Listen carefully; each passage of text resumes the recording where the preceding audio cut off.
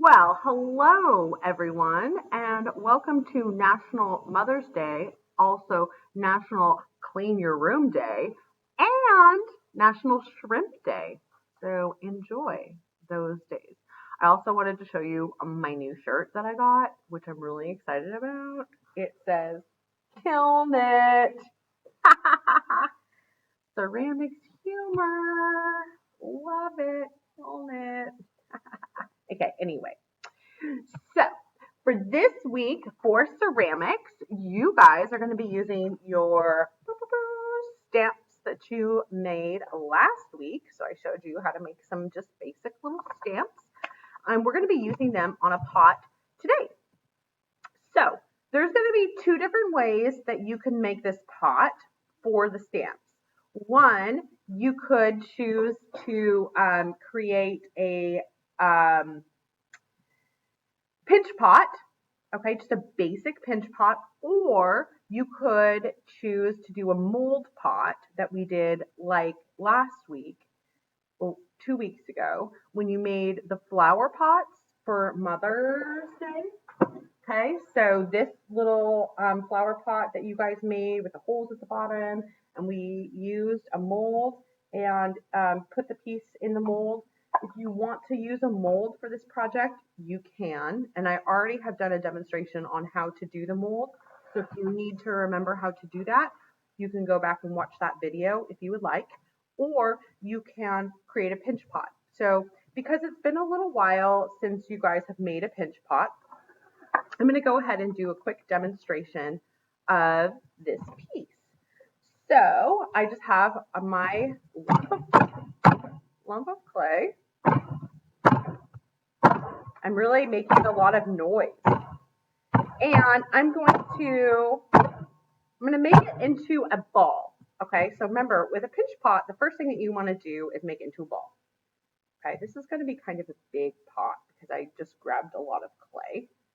I'm actually going to take a little bit off of this because I want some extra.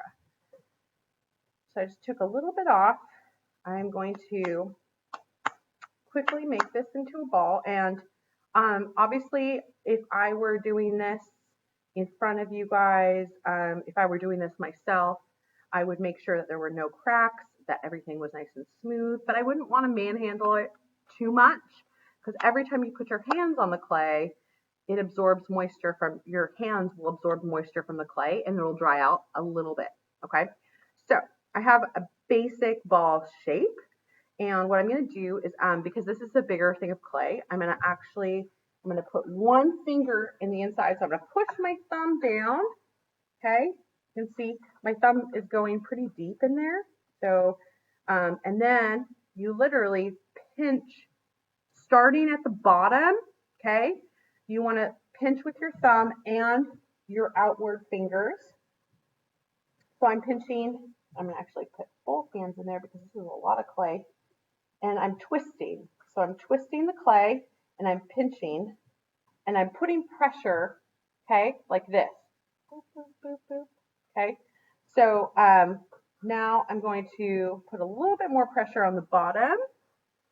Now, if for some reason you went through the bottom and it got to be really thin, you could always add more clay to the bottom. That's not a problem. Okay.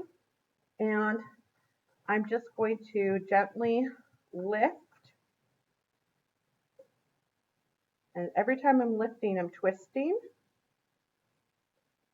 Okay.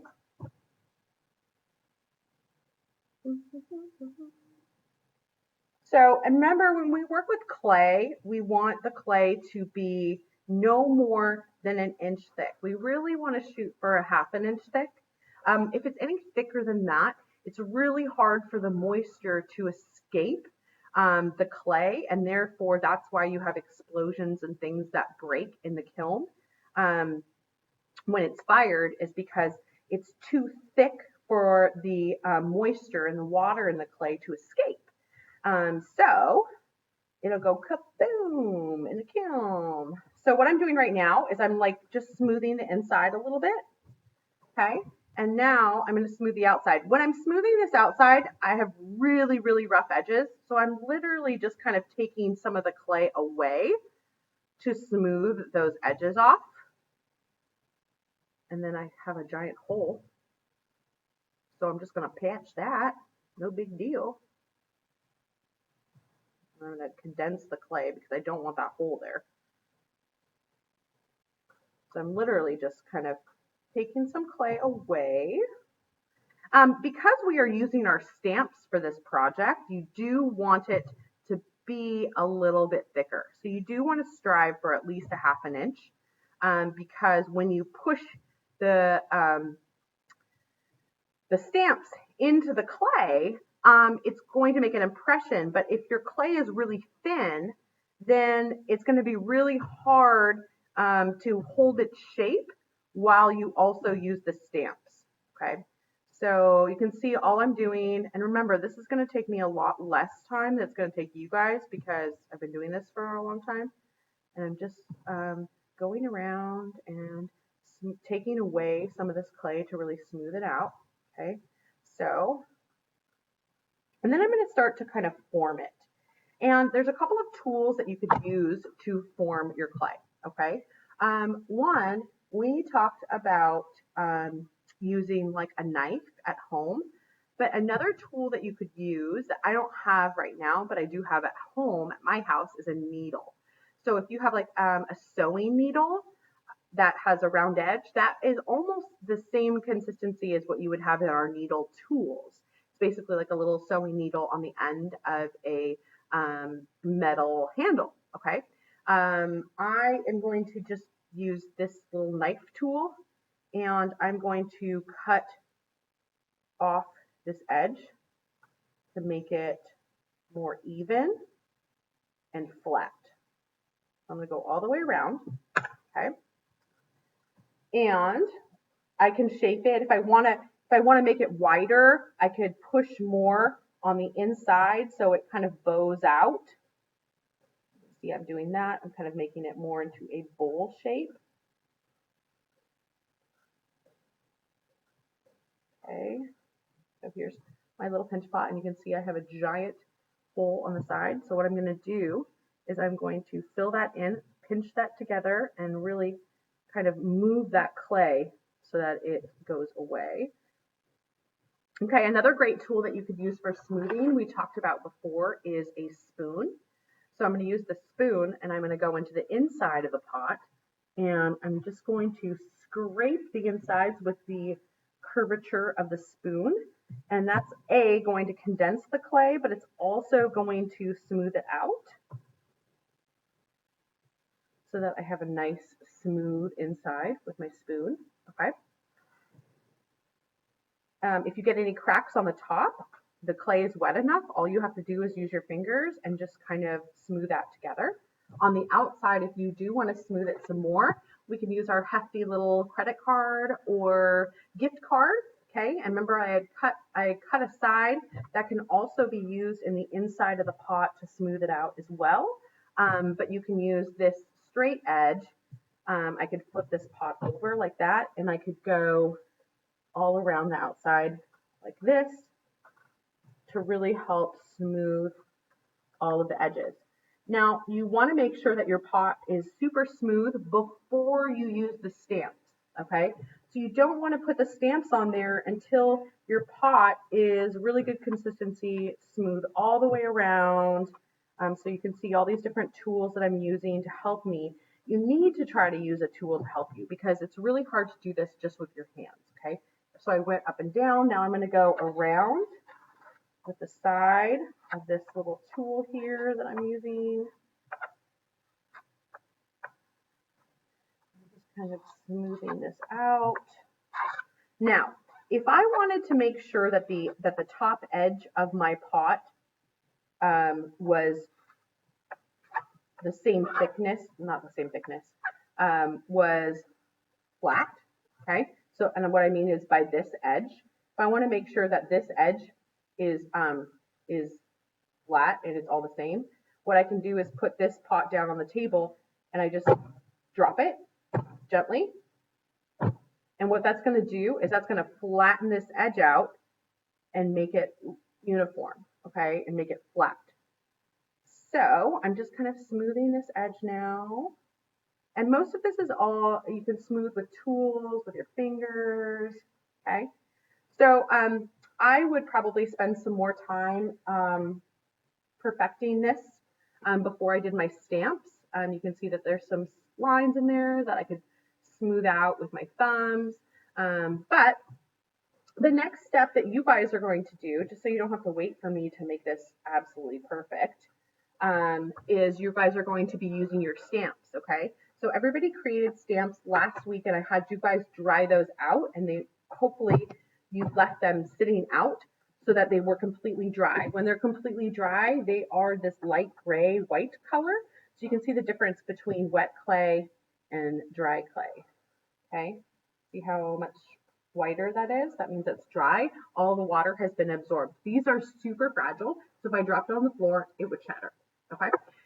So I made a couple of stamps with you guys last week, and I'm gonna just use a piece of my clay that I didn't use, and I'm gonna just smooth it out really quick, and I'm gonna try out my stamps. So this one's a little heart, so I'm gonna stamp it in there. I'll show you guys. Look, it's my little heart stamp. Okay, this one's a little flower. Okay, there's my little flower. And then this one's just this really cool design I made. So, cool. Okay, so what I'm going to do is I really like the flower.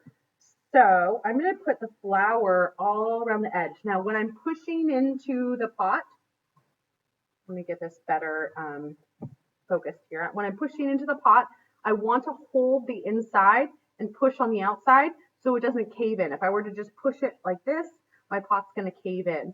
So I want to make sure I hold the outside. I'm going to roll the stamp. I'm going to go next. I'm going to roll the stamp. Okay. Roll the stamp. I don't think you need me to repeat the rolling of the stamp every time I do it, because that's a little boring. And I'm making this really cool little flower border.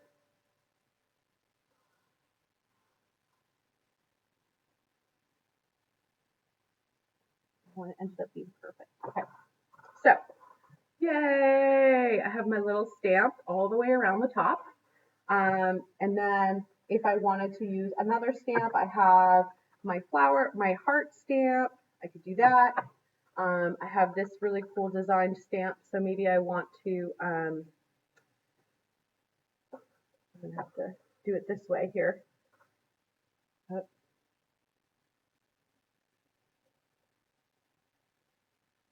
And then I can turn this one so it's like different patterns all the way around. See that?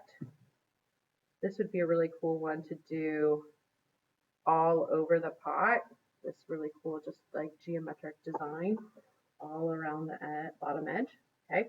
You don't have to use all of your stamps.